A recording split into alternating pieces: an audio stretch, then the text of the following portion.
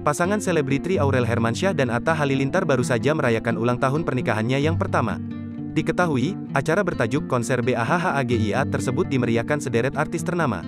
Kondisi Aurel Hermansyah yang baru lahiran memang sempat dikhawatirkan oleh Krisdayanti. Meski begitu, Aurel mampu menghibur penggemar dengan suara merdunya.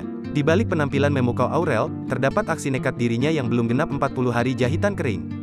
Hal ini diketahui lewat pantauan tribunstyle.com di Instagram @aureli.hermansyah, Rabu, tanggal 30 Maret tahun 2022. Dalam caption Aurel menjelaskan bahwa konsernya ini merupakan spesial, karena memperingati hari ulang tahun pernikahannya dengan Atta Halilintar. Konser BAHHAGIA, Special Anniversary Mama Nur dan Papa Ta, tulis Aurel Hermansyah. Aurel juga mengatakan bahwa jahitannya belum kering dan juga belum ada 40 hari. Meski belum sepenuhnya pulih, ia tampil bernyanyi dalam konser tersebut demi menghibur penggemarnya.